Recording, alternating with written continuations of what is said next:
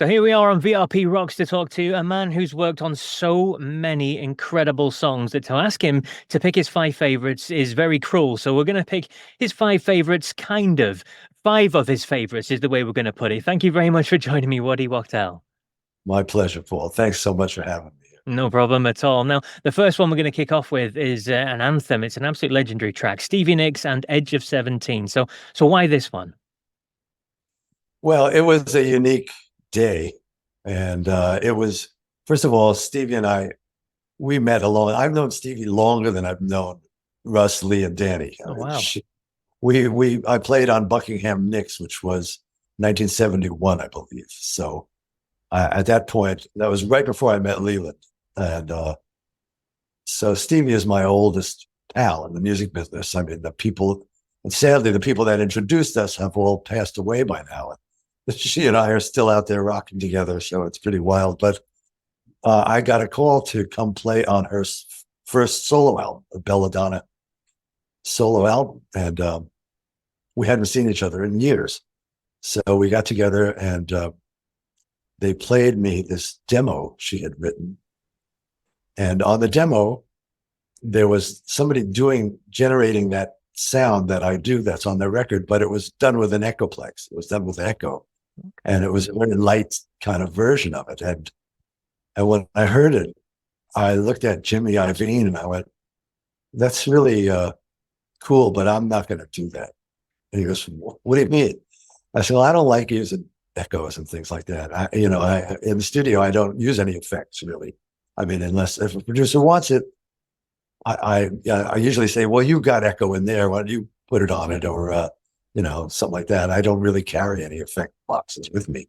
There's something about when I plug into an effect box, even before you engage the sound, it alters the sound to my ear and my fingers. And I've just never been comfortable with it my whole life. So I don't use it. And so I said, so I'm not going to do that. And he goes, what do you mean you're not going to do it? I said, I'm just going to play that. He goes, what? And I said, come here, I'll show you. And we went out to picked up the Les Paul and the Marshall, and I started just playing that figure. And he just went, oh man, that's different. Yeah. Okay. So it's a very physical statement that way, rather than a lighter echo generated pulse. It's a serious commitment, and which I've learned over the years, because when we don't go on the road for a while and it's time to do Edge of 17, I got to sit in my house and practice it for a while to get my hand back in shape. Because there were times we'd be on the road and that song went on for like 14 minutes. Oh, wow. But there'd be a long intro before Stevie would come out. I used to say I could crack walnuts open with my hand doing that song. So it was a special day, but also as soon as we started it and Russell started playing that drum beat, and everybody on the date was incredible. Ben Montench, Roy Bittan, Russell Kunkel, Bob Glob, Bobby Hall playing percussion, Stevie and Lori and Sharon, her background singers. But Stevie was on fire, was singing this song. She's known for these gentle ballads, pretty things, and she is just tearing into that vocal. Yeah. It's shocking and frightening, really. It's unbelievable how urgent and desperate it sounds. And so it was a really special day. Good stuff. And how do you feel then? Because the likes of Destiny's Child, they sampled it, didn't he, famously on their song Bootylicious. How does it feel when you hear something from a different genre, from a different style, that's taken something you've done and offering it to a completely new audience? It was very, it was really a funny moment, because I was on the road with Stevie, and I think we were going to do Letterman's show. And we walked into the NBC building, Rockefeller Plaza, and I had no idea Bootylicious had been made. I knew nothing about it. So somebody came up to me and said, Waddy, listen, Destiny's Child is over here and they want to meet you. I went, what? They must be mistaken. I mean, what are you talking about? Why would Destiny's Child want to meet me? What are you talking about? And they went, Bootylicious. I went, what? Well, what's that? And then, about a day later, I heard it and I went, oh man, I see. And then Stevie, when we talked about it, and she goes, yeah, they used your guitar and my song as the basis of this song. She's in the video, which I realized later, but I had no idea. So it was a mind blower. Yeah, it was amazing. And it was, it was some basketball game on TV. I'm not a sports fan, but I happened to be flipping the channels, and there's Bootylicious playing at this basketball arena. I go, wow, listen to that. This is too much, man. It blew me away. Yeah, it's pretty amazing. Fantastic stuff, and a fantastic song for number one. Thank you so much for that one. Another track we're going to talk about then is Keith Richards. You worked with him, and the song you've chosen from your time with Keith is Eileen. So why this one? That one, the reason I chose Eileen was because every track we did with Keith was amazing. My first choice was going to be Take It So Hard, because the thing about Take It So Hard was that it was the first take. Yeah. And just killer, And Eileen, I chose that because we were up in Northern California in the studio, a great studio called The Site. And we had these songs that were, again, they weren't finished, but we knew how they were supposed to go. But it wound up just being Keith and Steve and I playing that track together. And then the other stuff got overdubbed. So that's why I wanted to talk about that one, because it was just, there was no song. Nobody was singing a guide vocal, but we kind of knew how it was supposed to go. And it was just drums and two guitars playing it. And it was just a real thrill, to have the trio just laying down this track. And it's beautiful.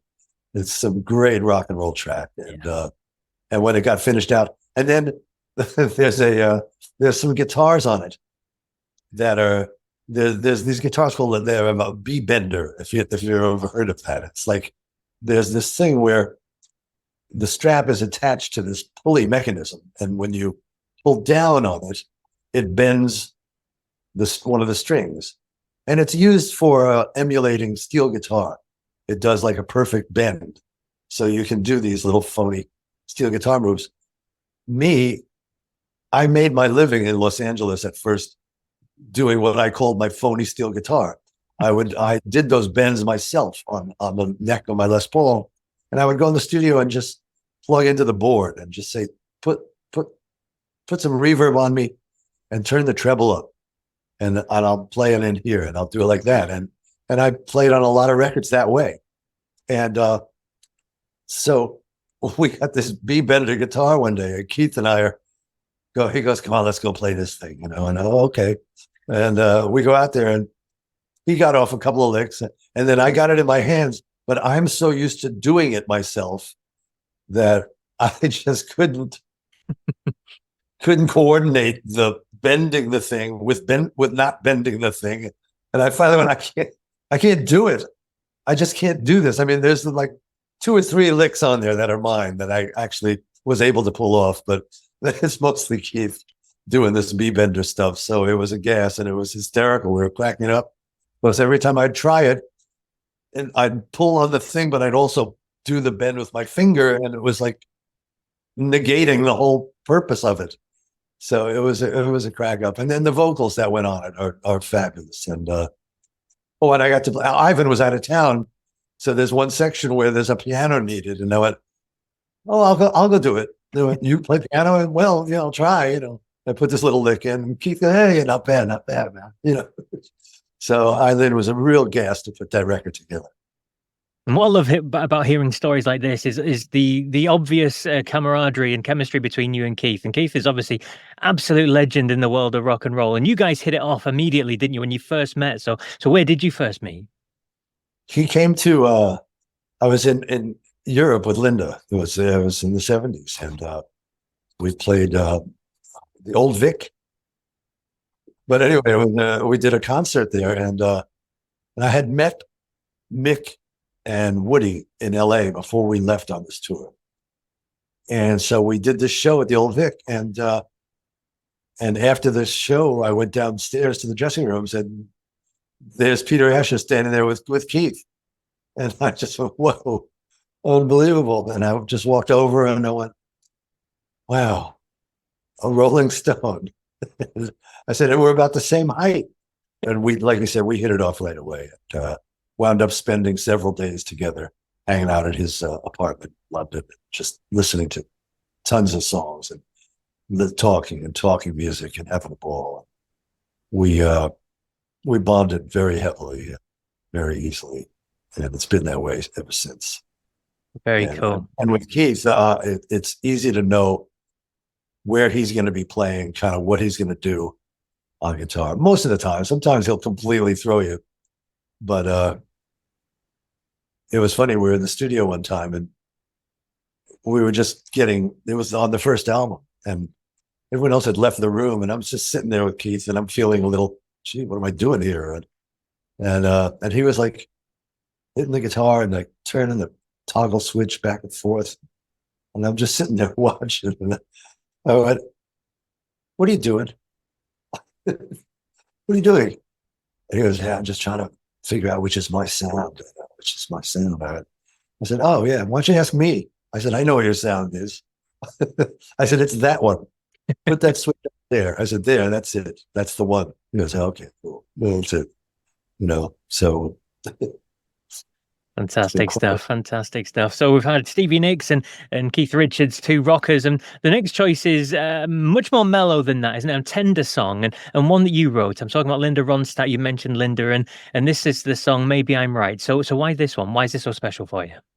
Well, I've always dug the song. First of all, it was one of the first songs I wrote out of personal experience, and so it meant a lot to me. And for her to choose it was what meant so much to me. And what was wild was my first recording session with Linda. I can't remember what songs we did, but we had a great day, and I had the opportunity I saw this opportunity to play a song for her, thinking maybe she'd want to hear one of my songs. So I mentioned that I had a song, and she and Peter came out to the piano with me, and I played this song that she never did. Because it's a country song. I wrote it. It's called The Little Things. I wrote it about when I first moved to LA. One of the first things I learned and heard was the name Dolly Parton. There was a TV show on Friday nights with the Porter Wagner show, and Dolly was on this show. And I was fresh out of New York City, and country music was the last thing on my mind. And when I saw Porter Wagner, this big, tall, lanky, big pompadour, crazy suited guy, and then he introduced this little woman with this beehive, these huge tits, and she came out on stage, and I'm going, look at these people. This is insane. And as soon as she opened her mouth, I melted.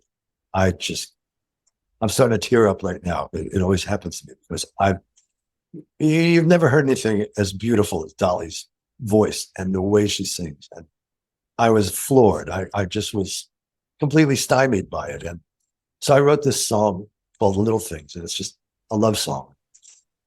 And I played it for Linda, and she goes, and after it, she was swooning, she's going, oh, that's so beautiful. She goes, I wish I felt like that about somebody.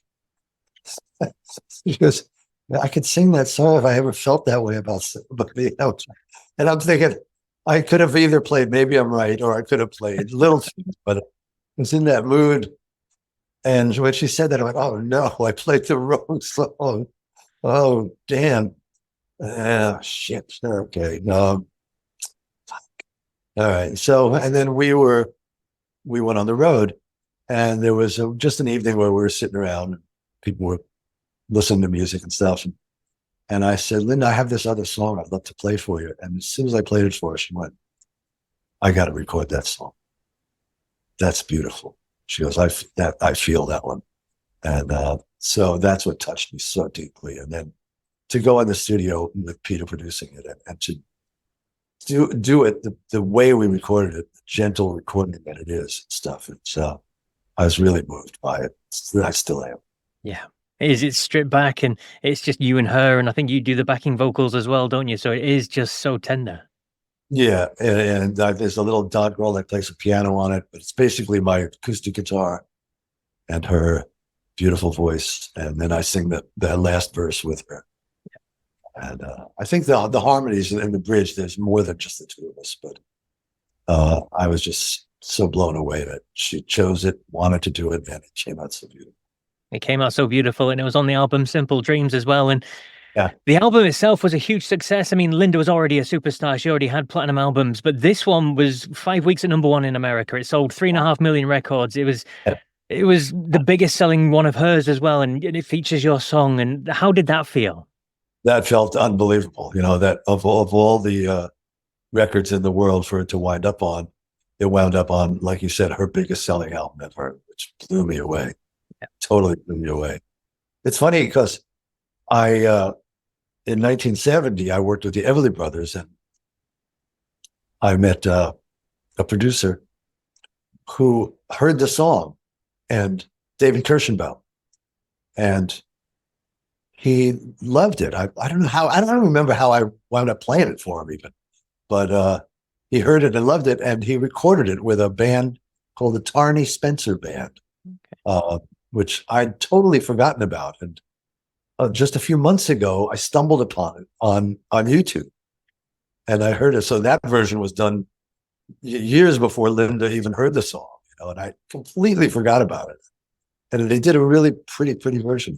So, but for Linda for it to be on Simple Dreams was ultimate honor.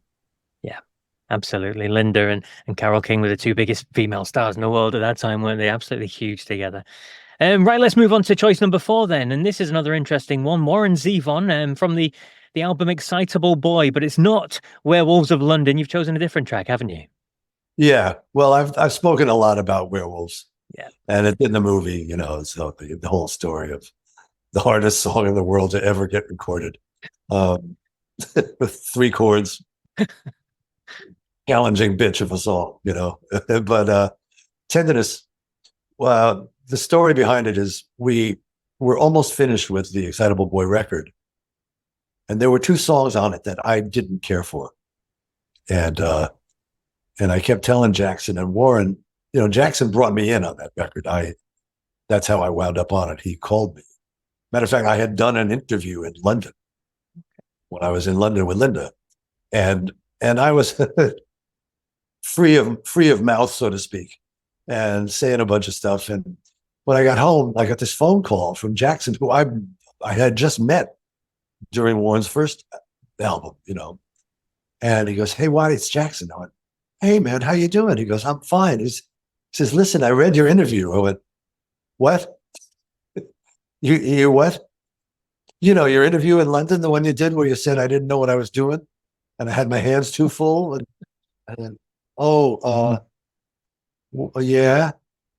He goes, "Yeah, well, you're right. You're absolutely right. I had my hands way too full, and it was a bird." He says, "That's why I'm calling you. I want you to co-produce the next record with me." I went, "What?" I said, "You don't even know me." He goes, "I know you plenty well now. I know where I stand with you, and I know where I stand with Warren, and he won't listen to me now. He'll barely listen to me, but he'll listen to you for a while." And he says, "And that'll change too." And he was right. But so when I got there, they had these 2 songs. These other 2 songs had been done already. And then we proceeded to do all the rest. Johnny Strikes Up the Band, Excitable Boy. We got to a place, Nighttime was done, Switching Yard was done, Vera Cruz. But these 2 songs were still on the record. And I just said, those songs don't make it. They're just not up to par for the rest of this material. So, and they had a playback party one night. And I'm going, "What do you mean a playback party? We're not even done." She says, "Yeah, it's done." I went, "No, it's not. It's done." So they had a playback party. Side 1 went down exactly as side 1 is sequenced. Side 2 came on. By the time side 2 was over, half the people left. And I went, "Okay, boys, like I said, those 2 songs got to go." Those songs drove these people out of here. I'm telling you, that's not happening. They got to go. I said, "Warren, I need 2 more songs from you. Okay? I'm going on the road with Linda for about 2 weeks. You got to have 2 more songs when I get back." "Okay, sure." I get back, I call him. I said, "How are you doing? What do you have?" He goes, "I got him." I said, "You got him? What?" He says, "Come on over." So I went over. He had written Lawyers, Guns, and Money. played that Brilliant. for me. Oh man, this is great. And then he played Tenderness on the block, and I melted. It's just such a gorgeous song. And when we went in the studio, it was because I'd been on the road with Rick Marotta and Kenny Edwards. We were so tight rhythm section wise and communication wise. That's who we went in with. And in one day, we cut Lawyers and Tenderness in one session, both like that. And then I got to do a lot of guitar. The thing about the Excitable Boy record was it was the first time I was able to experiment with things guitar wise. I was given the opportunity to have the time to try stuff. Not that I had that much in mind, but whenever I wanted to try, I could. So I got to I was really proud of the guitars on that album, but especially on Tenderness, there's a lot of counterpoint stuff going on it that I was really happy about. This real pretty arpeggio stuff going on, and then there's the nasty sound coming in and the slide that's on it. And the song itself, again, Warren's vocal, and then all of our backgrounds, JD and Jackson, Jorge Calderon, and myself. And it's just a gorgeous song, a beautiful record. Yeah. And the crazy thing is, when the record company picked Werewolves, Warren and I both went, Werewolves? That's the one you want to go with? After all these other, we're thinking Tenderness on the Block is like the most gorgeous thing we've ever heard. It's going to be, it'll catch everyone's ear. Werewolves was the right choice, obviously. Incredibly right. And we were so incredibly wrong. It's one of the best, errors I've ever made. And Warren too. We both had no idea what we had done. We thought we had this funny novelty tune, and it became this classic standard. But Tenderness was always very special to me. Yeah.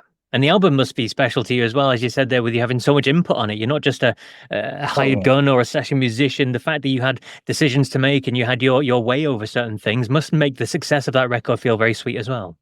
Very, very much so. I got to, Warren and I, we'd spent time together with the Everly Brothers. So I knew a few of the songs by the time we got to the studio. And I have a sense of, what bands should do sometimes. So I can take that role on I need to lead a band and arrange those songs. And I could hear them very clearly in my head, how they should go. And so, yeah, it was great to have the opportunity to produce. It was an amazing reality for me. Absolutely. And on to the fifth choice, then, not the final, but certainly not final when it comes to your back catalogue. But the fifth choice on today's list, at least, is one from Randy Newman. So this is an interesting one. Why have you chosen this one? Well, it was the first song I worked for Randy, and the first time we'd met. And it's just such a great song. When I heard it, I was sitting in the studio and I couldn't believe what I was hearing, and and I wasn't sure what he'd want me to do on it. It was so unique and bizarre and great. But so my first grab was the distorted guitar that's playing all the low stuff and the nice dirty sound that's in it, which added that rock and roll element I think they were looking for. And but it's funny, the reason I chose it was because when I heard it recently, and I think before we did the movie, I heard this. I was listening to it, and we were in the chorus where they're singing "Don't Want No Short People." There's this thing going on, this little melodic thing going on, and I went, "What is that? Where does that sound?" Because at that point, I'd forgotten that I'd played slide on it, and it's just this little slide notes going down, down, down.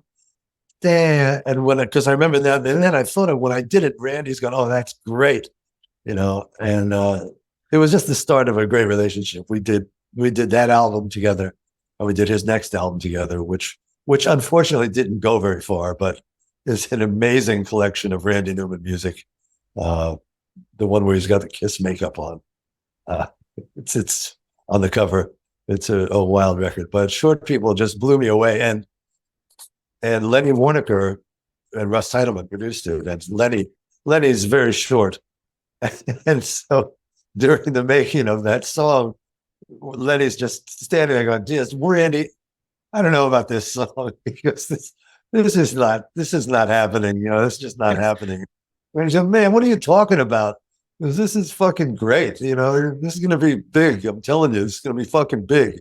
You know." And we hit it off very well together, and so we spent quite a few hours and days and weeks together on that record and several others. And but Short People just always blew my mind that I was involved in that. You know, it was such a gigantic hit.